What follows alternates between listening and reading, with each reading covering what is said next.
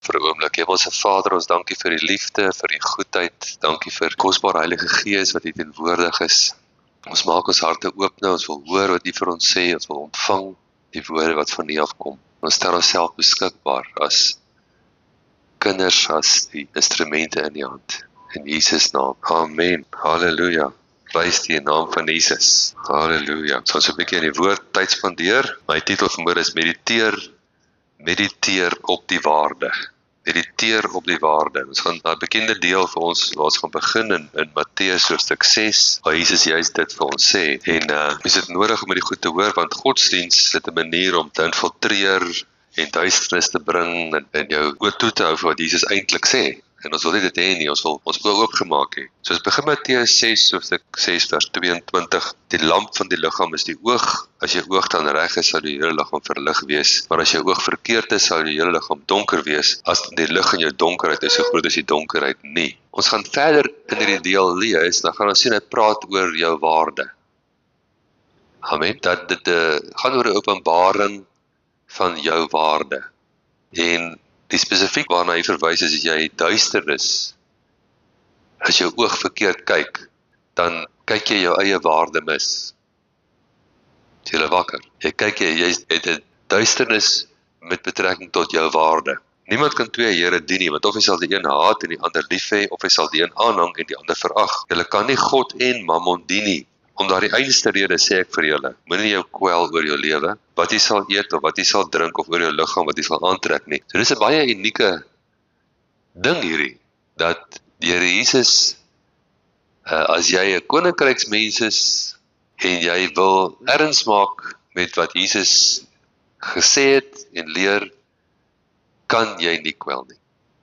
As jy jou kwel, is jy nie 'n koninkryksmens nie en jy maak nie erns met die woorde van Jesus. Amen. En kwelling en bekommernis, nou dieselfde ding. Hoe weet jy of jy jou bekommer? Dis maklik, jy dink daaroor. As jy dink oor 'n ding, dan bekommer jy jou daaroor. Amen. En nie net dink nie, dis wat jy oordink. Wat oordink jy? En wat oorweeg jy? Die ander woord is oorweeg. Ek bepeins iets, ek oordink dit, ek oorweeg dit. Amen. Dit is alles deel van oordenking. Om 'n ding te oordink, om 'n ding in jou gedagtes heen en weer te laat gaan. En die opdrag wat die Here Jesus vir ons gegee het, is om ons nie te kwel nie. Dis nie 'n voorstel nie, dis nie 'n mooi gedagte nie, dis 'n opdrag. Want as jy verstaan hoe werk die koninkryk van God, wat binne in jou is, dan kan jy dit nie bekostig om dit te doen nie. Waaraan jy jou aandag gee, is wat jy toelaat en wat jy vermeerder in die geestelike riem.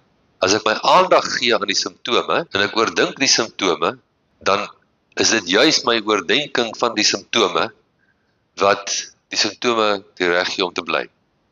Ek oorweeg die simptome, ek bedink die simptome, ek hou dit in my gedagtes. Dan sê hy, is die lewe nie meer as voedsel en die liggaam as klere nie. Kyk na die voëls van die hemel. Hulle saai nie, hulle oes nie, hulle bring nie bymekaar in skure nie. Tog voed julle hemelse Vader hulle. Is julle nie baie meer werd as hulle nie? So daar's die kyk na. Hy het nou oor die kyk na gepraat van waarna jy kyk, bepaal hoeveel lig jy het.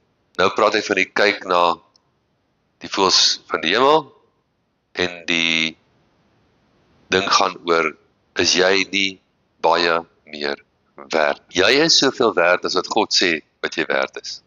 En jy beter jouself onderwerp aan God in hierdie verband. Want jy het 'n estimasie van jouself. Jy heg 'n sekere waarde aan jouself, waarskynlik in elke terrein van jou lewe. Maar die vraag is of jou waardering van jouself ooreenkom met God se. God waardeer jou op 'n sekere vlak. Jy waardeer jouself op 'n ander vlak. As jy jou nie onderwerp aan God se waardering. Amen. Is jy nie baie meer werd as hulle nie. So die probleem met hierdie groep mense was dat hulle het self onderwaardeer. Hulle het self onderwaardeer en daarom het hulle gedink hulle moet hulle bekommer. Wie tog onder julle kan deur om te kwel, een el by sy lente voeg, en wat kwel julle oor klere? Let op die lelies van die veld, hoe hulle groei, hulle arme nie, hulle spin nie, en ek sê vir julle dat selfs Salomo in al sy heerlikheid nie bekleed was soos een van hulle nie. Nou dit gaan so 'n bietjie ver, né? Wie van julle waardeer jou klerekas soos die van Salomo? Is dit wat hy van praat hierso? Hy sê, hy vergelyk jou waarde met die waarde van Salomo. Hoeveel meer is Salomo werd as jy? Hoeveel groter is Salomo as jy? Wie is jy?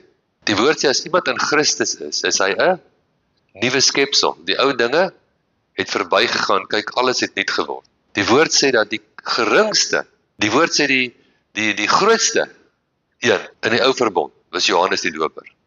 Hy was groter as Elia en Elisa, hy was groter as Salomo en as Dawid, hy was die grootste. Maar die geringste in die koninkryk is groter as hy. Jy sê maar godsdienst kom en sê, nee, jy kan nie jouself so hoog aanslaan nie. Jy moet jouself net so hoog aanslaan as wat God jou aanslaan. Jy moet dieselfde waardering aan jouself gee as wat God aan jou gee. Amen. En die waardasie is volgens die prys wat betaal is. Wat se prys is vir jou betaal? Hoeveel goud en silwer het jou losgekoop van jou vorige toestand? Wat sê die woord? Die woord sê, dis nie deur goud of silwer wat deur ons losgekoop is nie, maar 'n duurder prys as goud of silwer. Ons is meer werd as al die goud en al die silwer. Het jy geweet, jy is meer werd as al die goud en al die silwer in die wêreld? Sê saam met my, ek is meer werd as al die goud en al die silwer in die wêreld.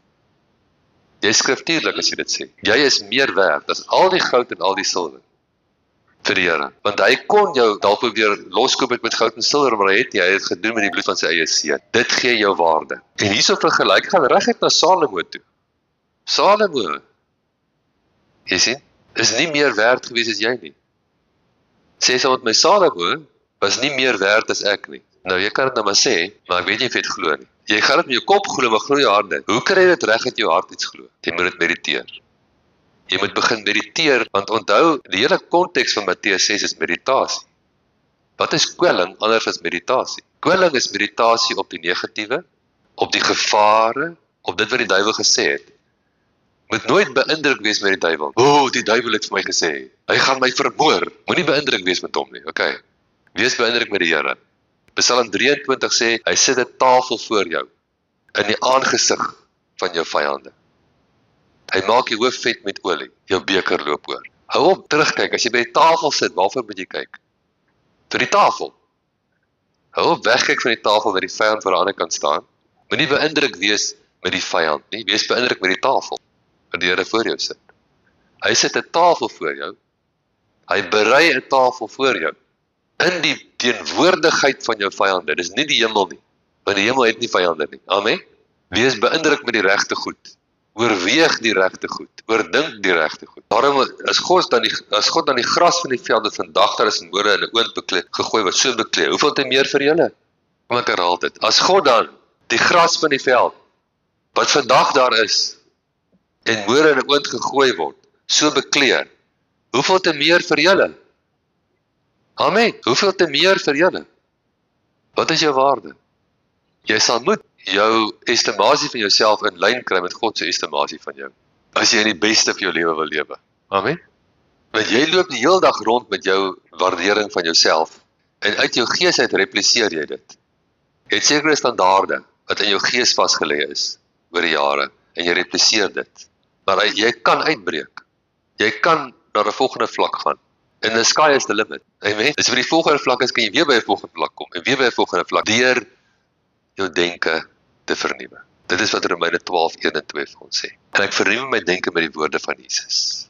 Jesus lê die klem hierso op. Hy wys vir ons die vangplek van die vyand, die vangplek van Mammon. As jy jouself te onderwaardeer. Hy sê kyk na hoeveel jy werd is. Amen. Sê ek wat dit sê nie? Dis Jesus. Jesus sê dit. Nou kyk 'n bietjie na Romeine 8. Romeine 8 vers 31 tot 39. Wat sal ons dan van hierdie dinge sê? As God vir ons is, wie kan teen ons wees? Hy wat self sy eie seun nie gespaar het nie, maar hom vir ons almal oorgegee het. Hoe sal hy nie saam met hom ons ook alles uit guns skenk nie? Hoe sal hy nie saam met hom ons alles uit guns skenk nie? Verstaan jy? Wie sal beskuldiging inbring teen die uitverkorenes van God? God is dit wat regverdig maak. Wie is dit wat veroordeel? Wat is die antwoord? Die duiwel. Christus is dit wat gesterf het, ja, meer nog, wat ook opgewek is. Jy sê die opwekking was nog groter as die sterf. Party mense sê die kruisiging was alles, die opwekking was niks. Sê nie wat die woord sê nie. Die opwekking was nog groter as die kruisiging. Want hy is van die laagste punt gevat na die hoogste punt toe. In Hebreërs hoofstuk 1 sê, die woorde waarmee God Jesus opgewek het uit die dode, dit is my geliefde seun, buig voor hom. In daai oomblik toe Jesus opgewek is, het God daai woorde gesê. En dit het hom, hy sê dat laat al die engele van God hom aanbid. En een van die gevalle engele, die Satan moes toe aanbid. Halleluja. Christus het gesterf en ja, meer nog as hy sterf, wat ook opgewek is, wat ook aan die regterhand van God is, wat ook vir ons intree. Wie sal ons skei van die liefde van Christus? Verdrukking of benoudheid of vervolging of honger of naaktheid of gevaar of swaard? Soos geskrywe is, om u ontwil word ons die hele dag gedood. Ons is gereken as slagskape. Terwyl as jy gereken word as 'n slagskaap, beteken nie is 'n slagskaap. Amen. Maar jy kan ook daar sê inteendeel, on the contrary, sê party vertaling. In al die dinge is ons meer as oorwinnaars deur hom wat ons liefgehad het. Want ek is versekerd dat geen dood of lewe of engele of owerhede of magte of teenwoordig of toekomende dinge of hoogte of diepte of enige ander skepsel ons sal kan skei van die liefde van God wat daar in Jesus Christus ons Here is nie. Nou let mooi, Paulus is lief om te verwys na toekomende dinge. Hy verwys na dit wat kom, die lewe wat kom. Kyk na jou waarde. As God vir jou is, wie kan teen jou wees? Ek wil dit in die Amplified ook lees. Die Amplified vertaling gee hom baie mooi. Romeine 8 vers 31 tot 39. What then shall we say to all this? If God is for us, who can be against us? Who can be our foe? God is on our side. You did not withhold or spare even his own son, but gave him up for us all. Will he not also with him freely and graciously give us all things? Hallelujah. Who shall bring any charge against God's elect, when it is God who justifies? That is, who puts us in right relation to himself. Who shall come forward and accuse or impeach those whom God has chosen? Or God who acquits us? Antwoord, nie God nie. Who is there to condemn us? Wie is dit? Vyand. Will Christ, Jesus the Messiah, condemn you, who died, or rather who raised from the dead? Who is at the right hand of God actually pleading as he intercedes for us? Who shall ever separate us from God's love? Shall suffering, affliction, tribulation, calamity, distress, persecution, hunger, destitution, peril, sword? Even as it is written, for thy sake we are put to death all the day long. We are regarded and counted as sheep for the slaughter. Yet, amidst all these things, we are more than conquerors, and gain a surpassing victory through him who loved us. For I am persuaded, beyond doubt, I am sure, sê Paulus, that neither death, hy het 'n openbaring gekry, dis wat ek beweer sê, ek het 'n openbaring gekry, that neither death nor life, nor angels, nor principalities, nor things impending and threatening, nor things to come, nor powers, nor height, nor depth, nor anything else in all creation will be able to separate us from the love of God, which is in Christ Jesus our Lord. So jy kan nooit jouself in 'n posisie bevind waar die liefde van God jou nie kan uitkry nie. Waar die liefde van God nie groot genoeg is om jou vry te. Maar dis jou verantwoordelikheid om 'n landingsplek te wees vir sy liefde en vir sy krag. Die ontvang bly by jou. God kan nie namens jou ontvang nie, né? Jy moet ontvang. 2 Korintiërs 5 vers 17 sê, daarom as iemand in Christus is hy 'n nuwe skepsel. Die ou dinge het verbygegaan. Kyk, alles het nuut geword. So dit is my waarde. Dis my waarde. Galasiërs 3, kom ons gaan soontoe. Galasiërs 3, begin by vers 1. O onverstandige Galasiërs, wie het julle betower om die waarheid nie gehoorsaam te wees nie? Julle voor wie se oë Jesus Christus afgeskilder is, as onder julle gekruisig. Dit alleen wil ek van julle weet. Het julle die Gees ontvang uit die werke van die wet of uit die prediking van die geloof? Wat is die belangrike woord daar? Ontvang. Het gaan om te ontvang. Wat sê Romeine 5:17? Die wat kan ontvang. Hoe ontvang jy? Uit die werke van die wet? Nee, uit die prediking van geloof. Jy moet onder die gesalfde woord sit en dit vat. Is julle so onverstandig, nadat julle met die Gees begin het, eindig julle nou met die vlees. Het julle verniet so baie gelei, as dit maar verniet was. Hy het julle dan die Gees verleen en kragte onder julle werk. Doen hy dit uit die werke van die wet of uit die prediking van geloof? Wat is die antwoord? prediking van geloof. Dat die geloof maak jou die landingsplek vir die krag van God. Net soos Abraham in God geglo het en is hom tot geregtigheid gereken. Julle verstaan dan dat die wat uit die geloof is, hulle is kinders van Abraham. Dis deel van jou waarde. Deel van jou waarde is jy's 'n kind van Abraham. Jy is 'n erfgenaam. Amen. En die skrif wat vooruitgesien het dat God die heidene uit die geloof sou regverdig, het vooraf aan Abraham die evangelie verkondig met die woorde: in jou sal al die volke geseën word. Sodat die wat uit die geloof is, geseën word saam met die gelowige Abraham. Wat beteken seën? 'n bekragtiging om suksesvol te wees. Oomblik as jy kind van die Here word, jy vat jou posisie in geloof. Jy glo meer wat die Here van jou sê, as wat jy oë kan sien. Dit wat jy oorweeg. Jy sien Abraham, Romeine 4 sê Abraham, het nie sy eie liggaam oorweeg nie. Hy het nie sy eie liggaam bedink nie. Wat het hy bedink? God se woord. Maar hy het ook nie Sarah se liggaam oorweeg nie. Jy sien, baie keer moet ons ander mense ook ignoreer. Jy moet jouself ignoreer en jy moet ander mense ignoreer. Jy moet ignoreer whatever jy moet ignoreer om die woord van God eers te stel. Want God se woord is die waarheid. Amen.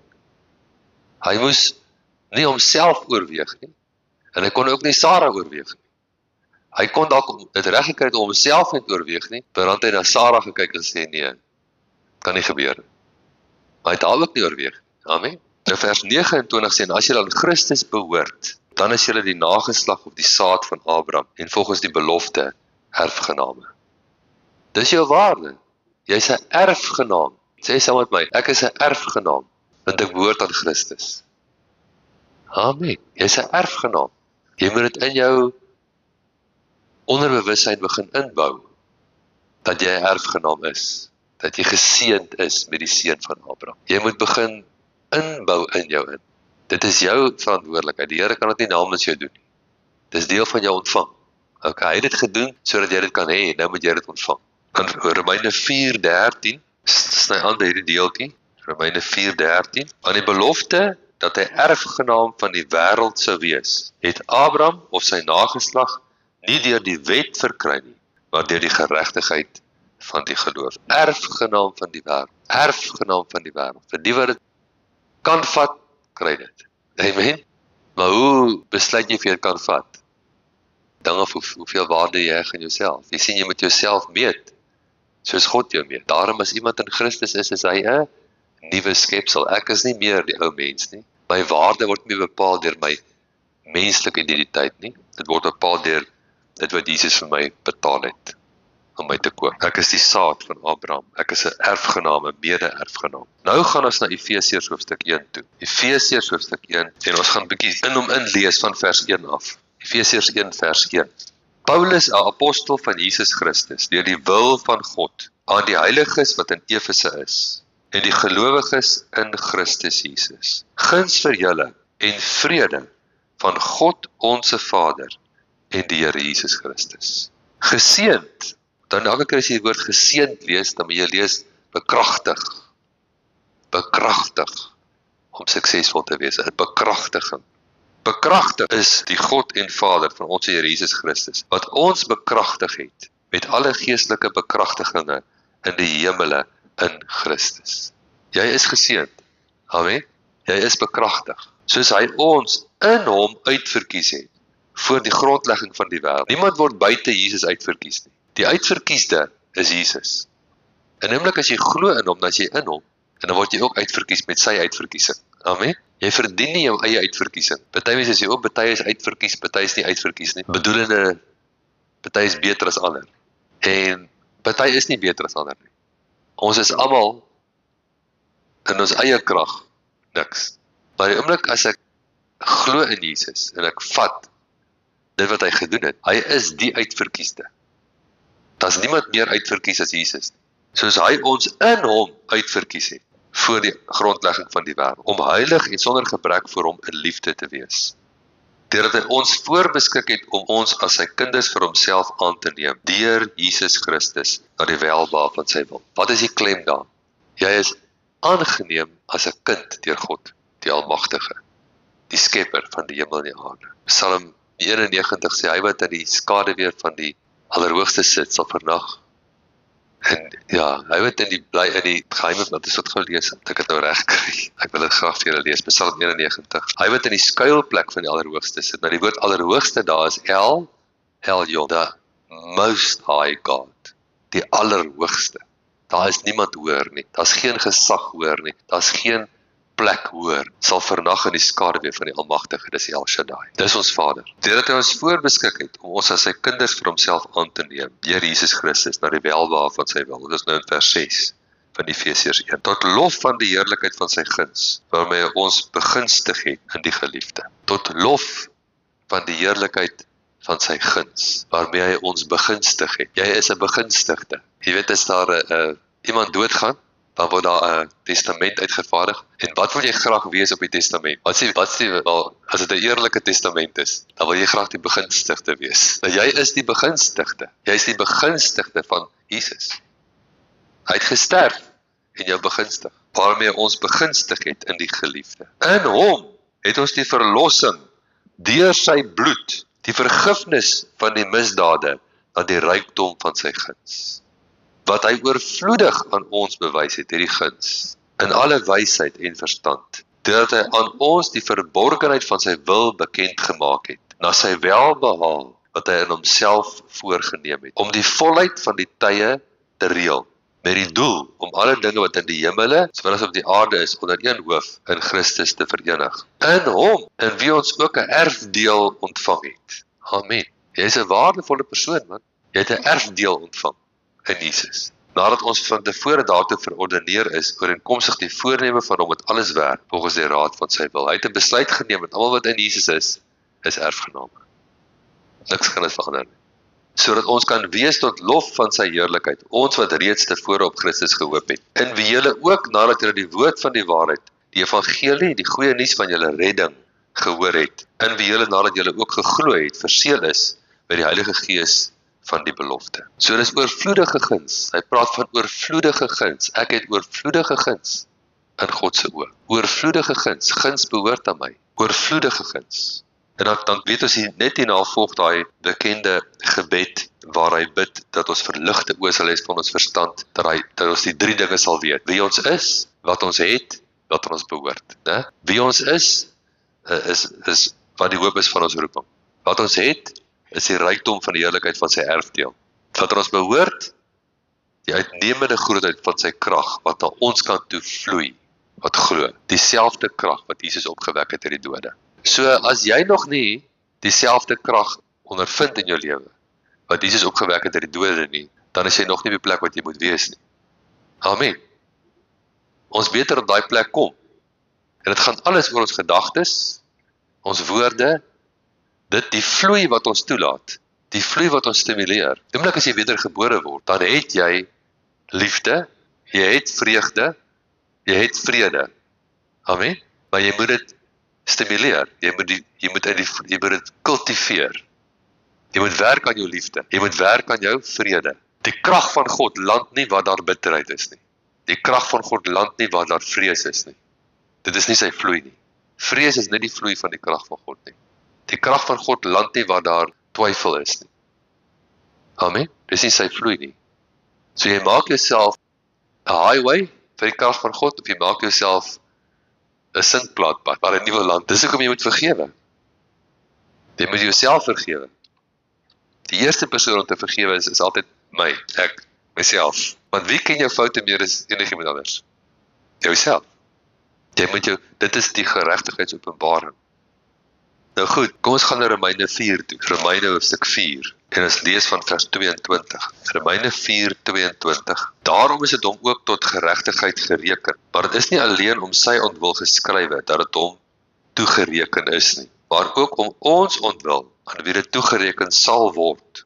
Ons wat glo in hom, wat Jesus ons Here uit die dode opgewek het, wat oorgelewer is terwille van ons misdade en opgewek is terwille van ons regverdigmaking. En omdat hy opgewek is terwille van ons regverdigmaking, geniet ons vrede met God. Dis wat die volgende versie sê. Omdat ons dan uit die geloof geregverdig is, geniet ons vrede met God deur ons Here Jesus Christus, terwyl ons ook deur die geloof die toegang verkry tot hierdie posisie van guns waarin ons staan. Want hoe staan jy?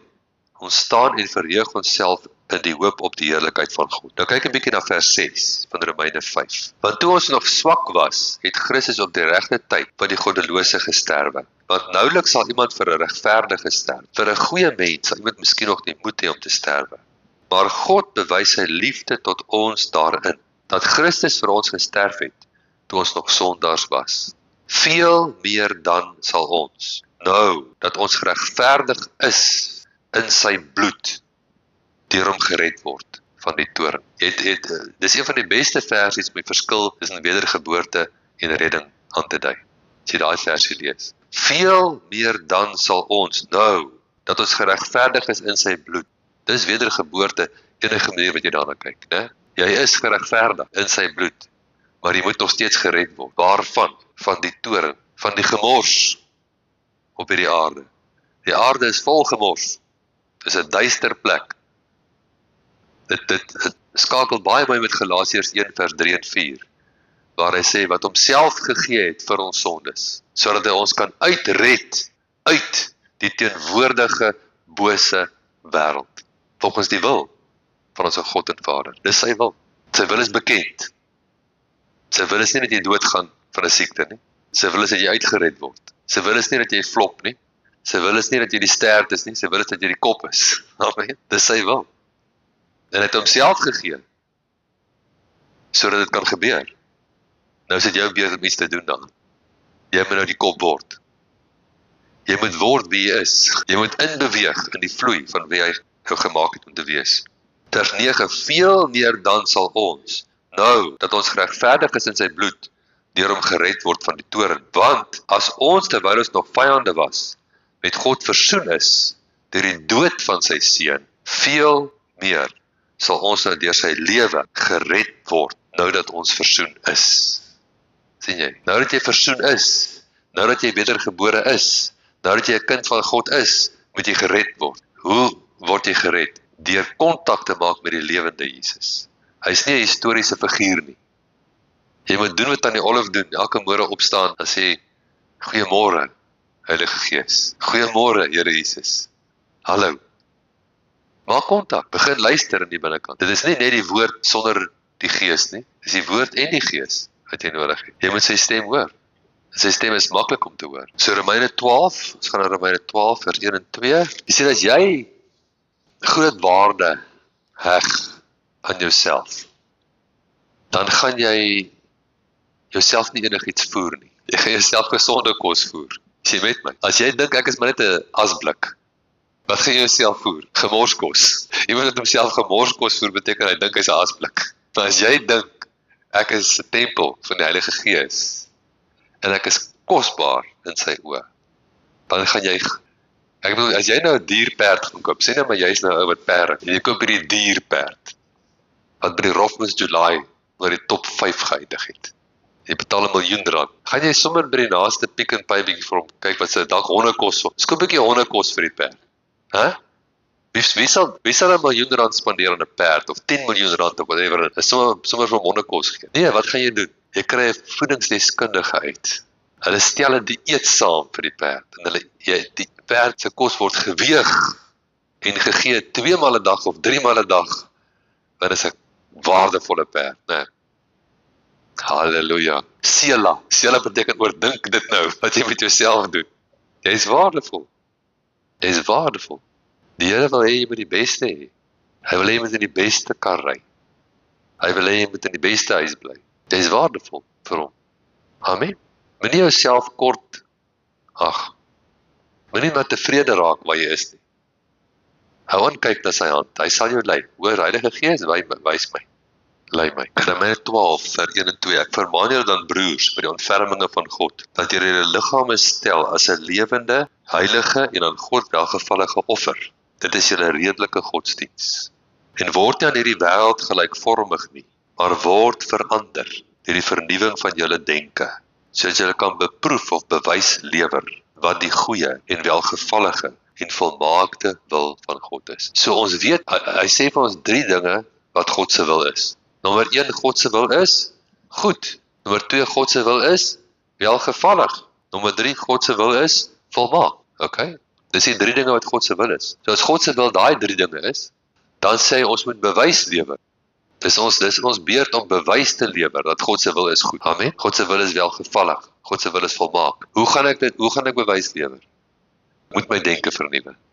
Want as ek nie dink sy wil is goed nie, en ek dink nie sy wil is volmaak, hoe gaan ek bewys lewer aan ander mense? Word nie aan die wêreld gelykvormig nie. Moenie dink soos die wêreld dink. Moenie dink soos almal dink nie. Maar word getransformeer. Besef jy kan getransformeer word as jou denke transformeer. Elkeen van ons. Maak nie saak waar ons is in ons lewe nie, kan 'n transformasie ondergaan as ek my denke transformeer. Dit wat ek myself toelaat om te dink.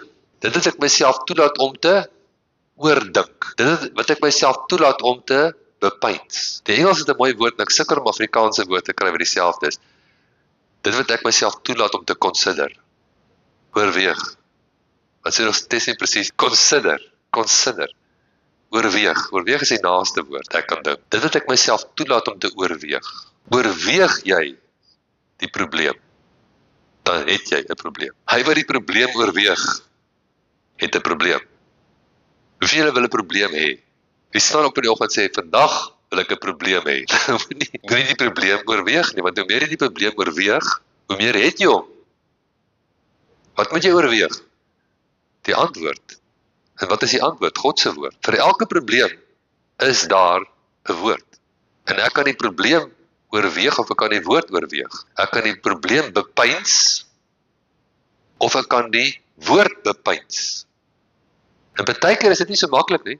Ek sê nie dit is maklik, maar dit moet gedoen word. Daar was 'n ou wat vlieglesse gekry het. En hy wou toe baie goed vlieg. Hy besluit, as ek nou gaan vlieg, laat ek nou maar goed vlieg. En hy kry toe 'n ouerige vlieënier wat in die Tweede Wêreldoorlog was die ou 'n top pilot, jy weet. En hy sê, ek wil hê jy moet my 'n paar lesse gee. Hy het daar gevlieg. En hy sê, en hy kyk hom so en hy sê vir my, son, can you take it? En hy maak die fout om hom te sê, if you can put it out, I can take it. En hulle begin vlieg en hulle is al halfpad deur die lug, besig om te vlieg. Begin die ouetjies, van die sê ou, hulle sit langs hom, of wat hy 'n boek, dan slaat hy by die gesig met die boek die hele tyd. Hy sê van, fly, or you're gonna die, fly. Dit beteken maak die lewe so met ons. Ons wil vlieg en die lewe slaat ons met 'n boek deur die gesig en sê, vlieg, of jy gaan sterf, vlieg. Dis nie so maklik nie. Maar as jy kan die ou met die boek ignoreer, as jy kan ignoreer die ou wat jy met die boek deur die gesig slaan, dan kan jy vlieg. As jy kan vlieg, al slaan die ou jou met die boek deur die gesig. Al irriteer hy jou, al trek jy jou siel uit, maar jy weier dat dit jou aandag aftrek. Jy vlieg daai vlieg. Dit is hoe jy met geloof moet maak. Partykeer slaan die lewe jou deur die gesig, maar jy moet sê, ek staan op die woord. Die woord sê, deur sy wonde is ek genees. Geen wapen wat teen my gesmee word, kan suksesvol wees. My God voorsien in al my behoeftes, na sy rykdom en heerlikheid in Christus Jesus. Amen. Hy wil kom en slaan jou met die bankboek deur die gesig en sê, kyk, hy's rooi. Jy gaan onder. Ek gaan nie onder nie. Ek is nie die ster nie, ek is die kop. Ek is die geseënde van Abraham. My God voorsien in al my behoeftes, na sy rykdom en heerlikheid in Christus Jesus. Jy gaan die huis verloor. Ek gaan nie die huis verloor nie. Toe ek hierdie huis gekry het ek saam met die huis iets gekry. 'n Voorsiening. Die Here het my 'n voorsiening gemaak saam met die huis. Ek gaan hom nie verloor nie. Amen. Jy staan, jy vernuwe jou denke. Luister mooi, God se opinie van jou moet swaarder weeg as jou opinie van jouself. Om jou denke te vernuwe in die area van jou identiteit, sal jy jou opinie van jouself moet laat vaar. Jy sal moet. Jy kan nie die res van jou lewe leef met jou eie opinie van jouself nie. Dat jy nog nie jou denke vernuwe. Jy moet 'n nuwe opinie van jouself kry. Amen. En ek wil dit kan sien. En hoe jy loop, en hoe jy sit, en hoe jy smile. Mens kom gou agter. Iemand wat so deur die lewe gaan. Dis nie 'n joyful opinie van jouself nie. Die Here het gesê in Genesis 1, vers 27, die mens gemaak na my beeld, na my gelykenis. Man en vrou het ek hulle gemaak. Ek het hulle geseën. Ek het hulle gesê, wees vrugbaar, vermeerder, vul die aarde, onderwerp dit en eers. Dis jou waarde. Dis wie jy gemaak is om te wees. Nou goed, die sondeval het plaasgevind, die ding het skeef geloop, maar Jesus het met sy bloed kom betaal om dit te herstel.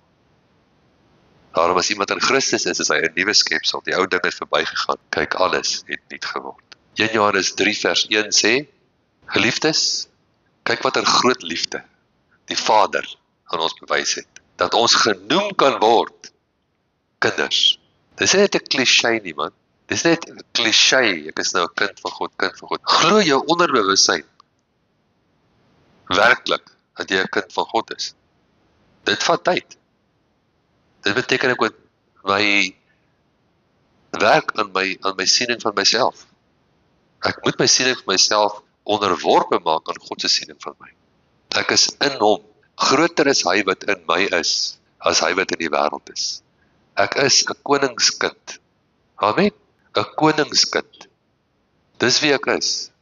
Koninklike priesterdom. Jy moet daai identiteit aanneem. Jy moet dit mediteer. Jy moet so loop. Amen. Die identiteit wat jy aanneem, bring die dinge in jou lewe in. Amen. Hoe sterker jy daai identiteit aanneem en dit deel van jouself maak, hoe meer verander die omstandighede. Die omstandighede sal aanpas by jou identiteit, altyd. Die omstandighede is onderworpe aan jou identiteit. Jy kan nie sê wel as my omstandighede verander, dan sal so en so nie, want dit gaan nie so werk. Ons sien dit baie keer as mense die lotto wen. Een of ander arm ou wen die lotto.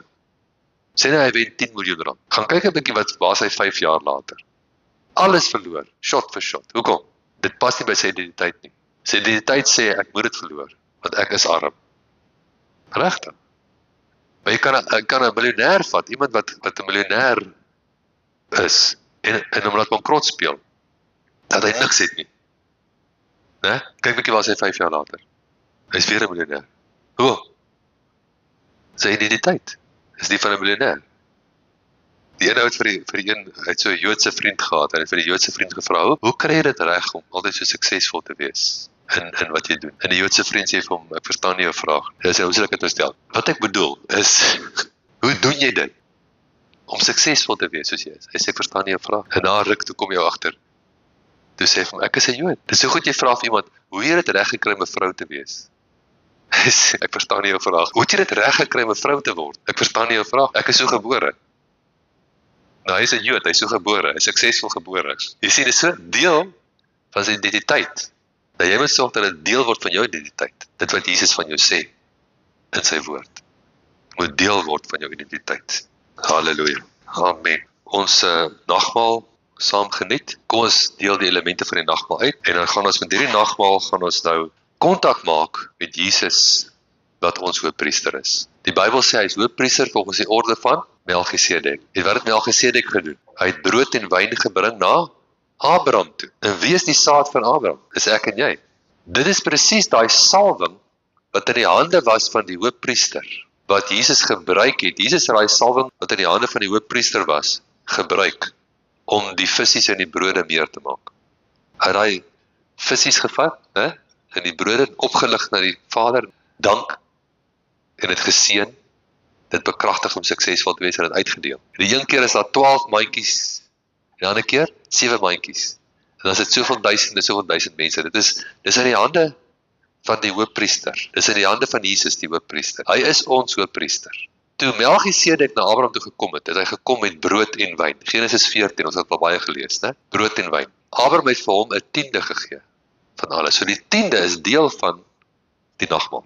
En hy het dit nie gegee soos 'n mens sê uit pligpleging nie. Hy het gegee want hy wou dit gee. Hy het gegee met 'n hart om te gee, want hy wou eer bring aan die een wat vir hom die oorwinning moontlik gemaak het. Waar het jy in jou lewe gesien?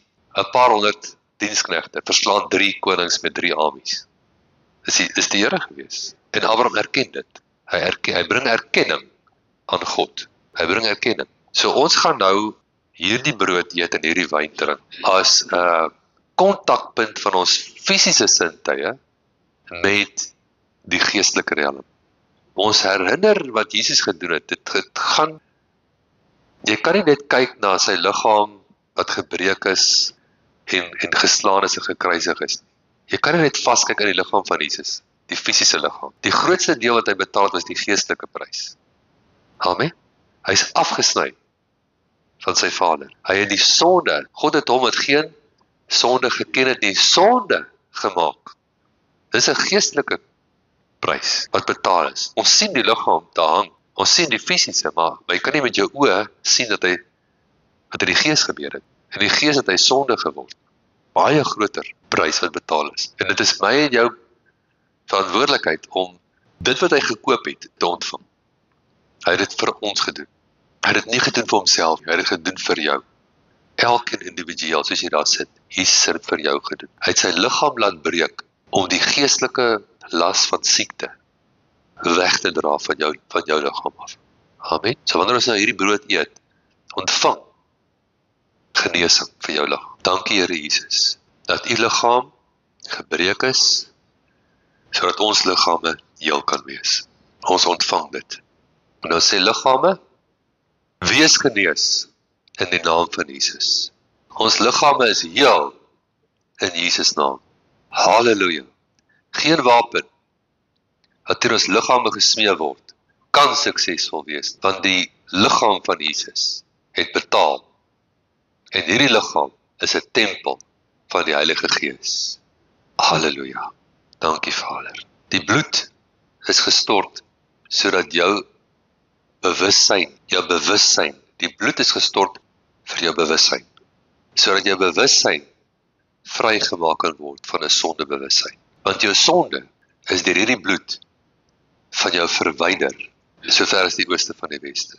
En hierdie bloed sê, geen bewussyn meer van sondes nie. Die oomblik as daar 'n aanklag teen jou kom, verwerp die aanklag.